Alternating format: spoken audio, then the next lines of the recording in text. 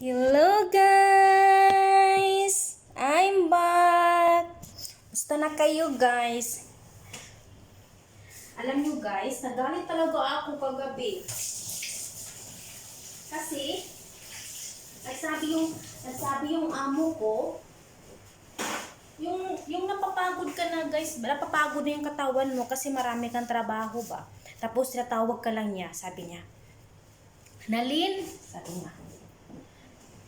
Come, sabi niya. Bakit daw ngayon dumadami daw yung mga corona? Sabi ko, hindi ko alam. Sabi niya, na yung opred, sabi niya. Sinabihan niya ako, opred ba ako? Sabi ko, hindi. Pero sabi ko, opred talaga ako. Bakit sabihin ko talaga na opred? Hindi naman, di ba? Tapos anong sabi niya? Nalin, umalis na naman ako, naglinis naman ako sa kwarto. Natawag na naman ako niya ulit, sabi niya.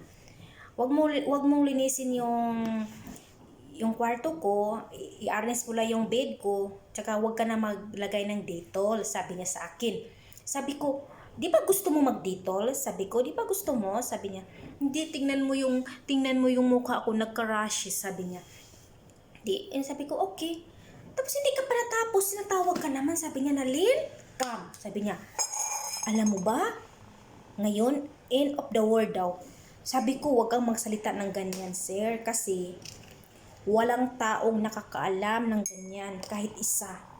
Ang nakakaalam lang ang Panginoon, ang Diyos lang nakakaalam, ang Lord lang nakakaalam. Sabi ko, kung gusto mo ng ganyan, sabi ko, kung gusto mo, para sa akin, sir, sabi ko, magdasal lang tayo kasi hindi natin alam kung anong gagawin ng Lord sa atin, anong ibigay niya sa atin, yung mga ganitong mga pagsubok, yung mga sakit. Sabi niya, huwag mong sabihin na end of the world, sabi ko sa kanya. Huwag kang maniwala kung anong mga sabi ng mga tao kasi walang nakakaalam kundi ang Diyos lang nakakaalam. Sinabi ko talaga sa kanya, sabi ko talaga, ang Diyos lang na nakakaalam ganyan, sir, huwag kang magsalita ng ganyan, end of the world. Sabi ko sa kanya, kasi yan eh. Kasi yun lang ang tinatawag niya sa'yo. Sabihan ka ng ganyan. Sabihan ka ng ganyan na end of the world, sabi niya. Bukas, wag kang magbukas ng window daw, sabi ko kasi iba daw ang hangin bukas, sabi. Kasi may tinitingin siya talaga ng ano ba yung Instagram. Hindi ko talaga anong alam niya bakit ang ganyan siya. Sabi ko, okay, hindi ko naman binuksan. Sabi ko, natatakot talaga siya. Sabi ko, end of the world. Sabi niya, bakit? Sinabi ko talaga sa sarili ko, bakit ka sabi ko, bakit siya matatakot? Siya Muslim. Siya, di ba, yung mga Muslim, di ba, magdasal sila sa isang araw. Ilang beses lang magdasal. Dapat hindi sila matakot ng ganyan, di ba? Sabi ko, nagalit talaga ako, sinabihan niya ako sa kanya, end of the world. Sabihin ko, huwag ka magsalita ng ganyan, sir. Kami lang dalawa talaga kagabi, nagsalita siya sa akin. Ang laki talaga ng boses ko. Para talaga akong nagagalit. Kasi sinabihan ko talaga, huwag kang magsalita ng ganyan kasi walang nakakaalam kahit sino pang tao. Kahit sino pa yan, nakaalam na anong mangyari ngayong araw, anong mangyari sa mundong ito. Walang makasapagsabi, kundi ang Panginoon lang talaga. Sabi ko, sir, sabi ko talaga, ang importante, kasi in English ko sabi ko, sir, ang importante talaga, huwag mong kalimutan magdasal. Sabi ko, magdasal ka lang ng bakit ng ganito yung mga sakit, ganitong kumakalat na sakit, dahil natin alam. Sabi ko, wag mong isisi din sa ibang tao, sa ibang mundo, na bakit yung mga sakit na ngayon na corona, saan nagpunta, lumipat ng ibang lugar natin, hindi natin masisisi yung ibang bansa ng ganyan kasi hindi natin alam. Sinabihan ko talaga yung ganyan ng amo kasi ako, mabuti yun siya kasi hindi siya nag-alala kung alam niya yung mga end of the world kasi okay naman siya mag-end of the world na hindi kasama yung pamilya niya. Yung kita, yung nasa ibang bansa tayo, why gusto natin mag-end of the world tapos hindi natin makasama yung pamilya natin? Di ba hindi? kahit alam natin bukas mag-end of the world, madali talaga ako uuwi kasi gusto ko yung masama yung kapamilya ko. Kahit na anong mangyari, at least buo kami.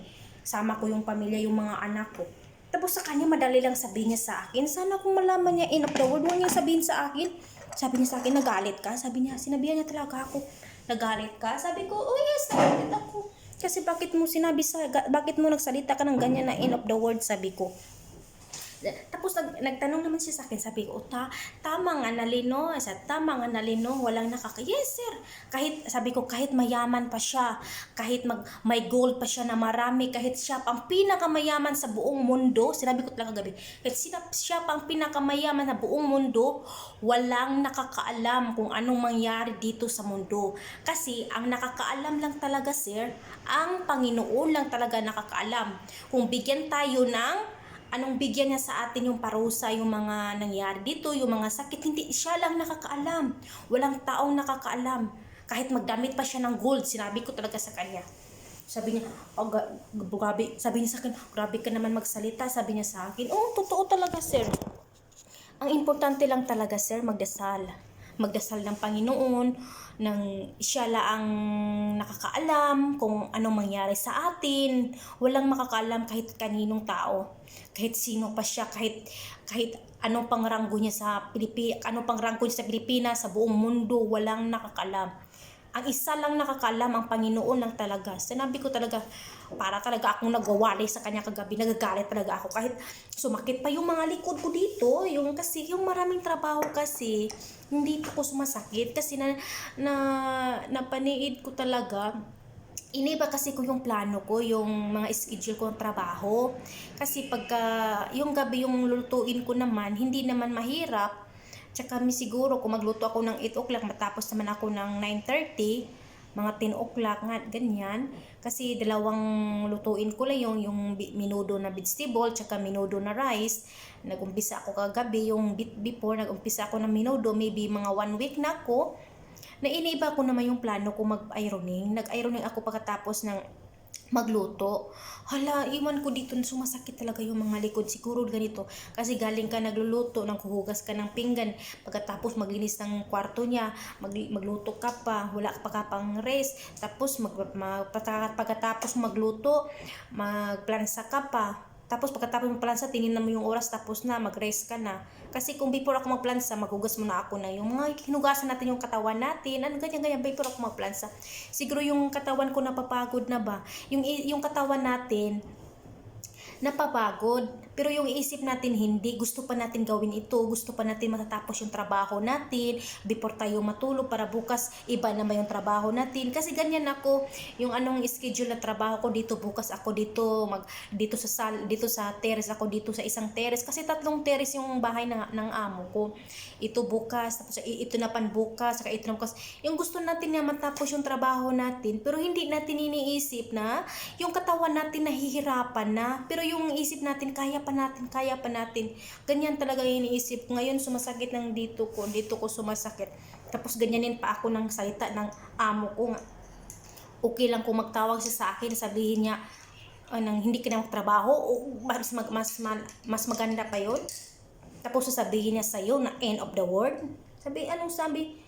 Bakit yung amo mo? Ngayon pa ako rinig ng ganyan, yung mga Arabo magsabi sa'yo, Nalin, end of the world. Sabi niya sa akin, dapat hindi siya magsabi ng ganyan kasi siya ang Muslim. Alam niya, ilang beses sila magdasal. Sana, hindi siya magsabi sa akin ng ganyan.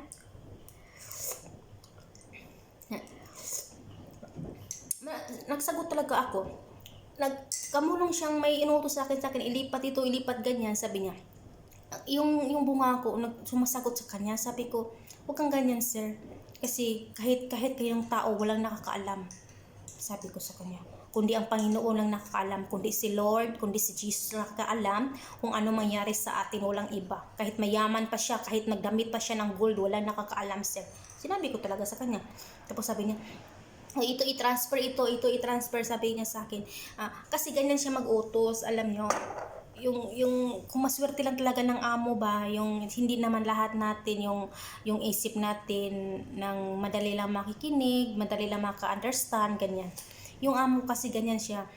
Doon siya nagsasalita sa kabilang kwarto, nandyan ka sa sala, magsabi niya siya, yung doon na may nilagay ako na extension wire, i-transfer mo, iwan ko saan mo ilalagay. Sabi niya, ikaw talaga ang maglagay kung saan ang bagay. Sabi ko, ano saan? Kasi maraming extension wire dyan sa sala. 4 na extension wire doon sa TV, at saka dito doon sa kabila na may anang light, saka doon sa may light din doon sa katabi niyang upuan niya, at saka dito sa right upuan niya. Inisip mo talaga saan ba yung extension mo ililipat, kasi nandoon siya sa kwarto nagsalita, ikaw nandoon sa sala. Di napatingin ka sa sarili mo, ano ba to siya, bakit nagsalita siya doon? Tapos kung ikaw magsalita, magagalit siya, pero siya hindi. Tapos sabi ko, saan ba itong ita-transfer ko?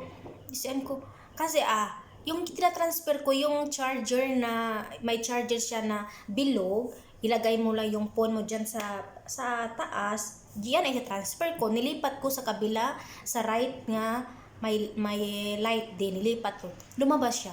Sabi niya sa akin, tama.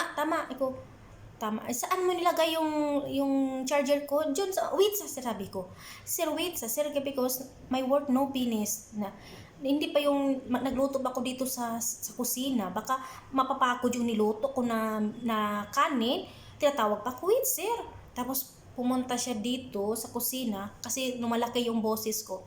Sir, wait sir. Sabi ko, wait sir, kasi my work no finish. Always you calling me. Sinabihan ko talaga ng ganyan.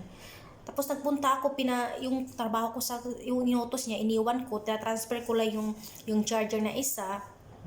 Tapos inaayos ko yun. Tapos siya nang pumunta dito, nagdala siya ng ganyan kalaki, nilagyan ng tubig, at saka nilagyan sa sala. Hindi niya sa tumatawag sa akin.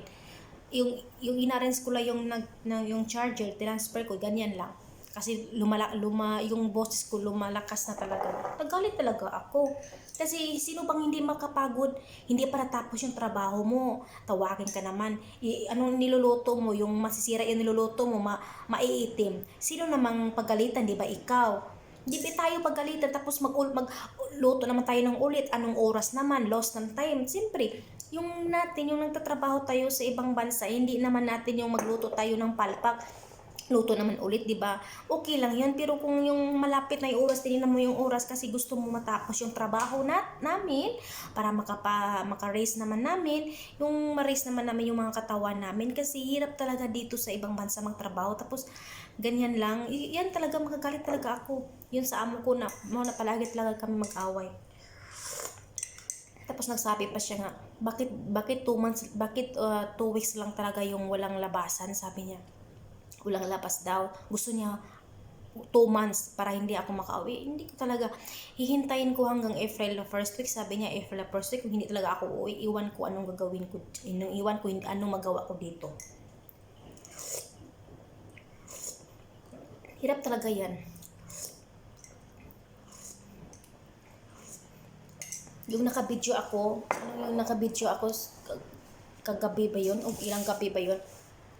Tumatawag siya. Hindi na siya magsabi ng kung ako lang isa dito, kung may salita ako, kung anong ginagawa ko. Hindi na yan siya magsasabi. Kain tayo. Yung hindi na muna ako nagpinat-pati, nilagyan ko ng cheese kasi may cheese pa ako doon na natitira 3. May isang pack pa, hindi ko na open. Hindi muna i-open kasi natamad na talaga akong kumain ng cheese. Parang isama naman itong itlog. Pero okay lang ito kasi wala naman itong cholesterol siguro yung cheese.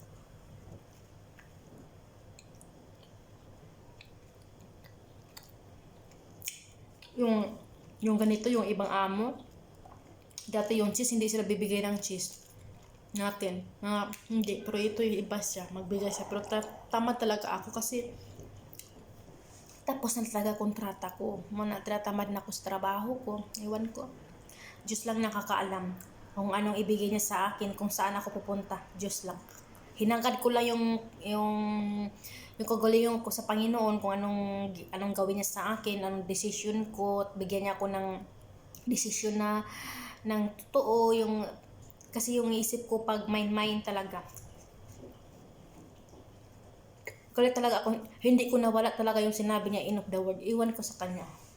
Tapos umalis siya, binigyan niya ako ng thermometer kasi palagi akong lalagnatin, tinignan niya, para tingnan ko daw Okay naman. Nagpasalamat naman ako sa kanya. Sabi niya sa akin, hindi ka na mag-diop. Siguro 2 weeks hindi wala akong diop. Kasi, yung mga sakit na corona, dumadami sa Lebanon. Totoo naman. Sino bang hindi ma-operate? Hindi matatakot sa excuse me. Hindi matatakot sa ganyang sakit, di ba? Lahat naman tayo natatakot. Wag lang natin kalimutan maghugas ng kamay, lumabas mag-gloves, mag-mask, at ang isa wag natin kalimutan mag-prayer ng Panginoon. Siya lang nakakaalam.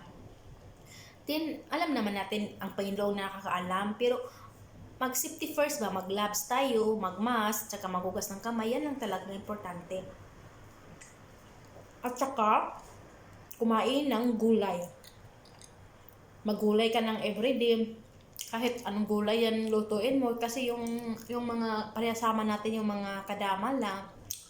Yung mga gulay nasa taladya talaga. Kasi yun ang gamitin ng magluto yung mga cooking. Yan talaga mga salata, mga lettuce, unsa paano daghang mga klase nga lettuce, maraming kinds nga lettuce, mga eggplant, mga kusa, mga carrots, ganyan. Kung may time kayo, magluto kayo ng ganyan mga kahit utang Bisaya lang, kahit maglawoy lang ganyan. Para palagang din yan sa lagyan mo ng kalamunggay, para palagang din yan sa para hindi ka madali matamaan yung mga sakit nila. Yan lang kaya ka. Galit ako, hindi ko na iwasan talaga. Bakit nasasabi na sa akin na end of the world? Para sa akin, ang Panginoon lang talaga nakakaalam. Yung ganyan. Kahit isang tao wala nakakaalam yan. Kahit anong gabi pa, anong gawin ng Panginoon dito sa buong mundo, wala tayong magagawa.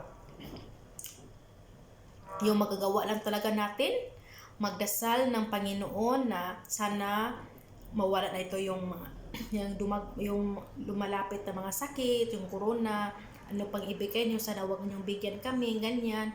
Yan ang importante, magdasal ng Panginoon. Wag yung wag isipin ng iba-iba, wag.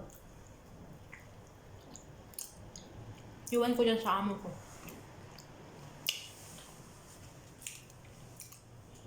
Tiniis ko na lang yung ugali niya. Kahit napapagod na. Totoo, napapagod na talaga ako magtrabaho. Okay lang kung napapagod ka kung hindi pa yung finish kontrata mo. Finish yung kontrata ko. Kahit ilang amo ko na to. Kahit palipat-lipat ng amo. Finish talaga yung kontrata ko. Ngayon, gusto ko nang umuwi, hindi ako pauwiin. Ngayon na dumating na yung mga corona.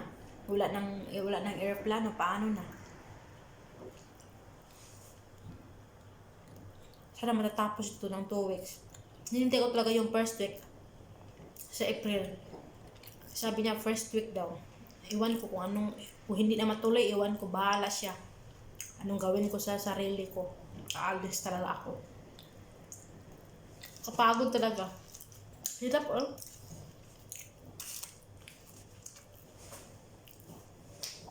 Hirap talaga mag-ibang bansa. Hindi madali.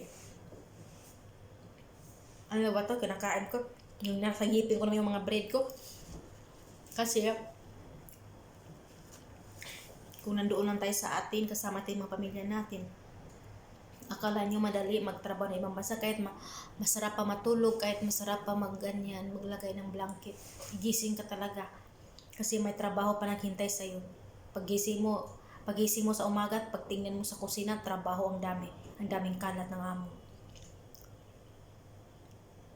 Isip ko talaga, hirap na ako nakakapagod na talaga.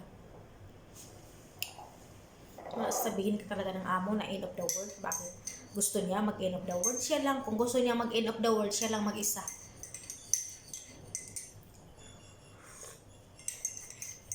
Siya lang isa bigyan ng end of the world.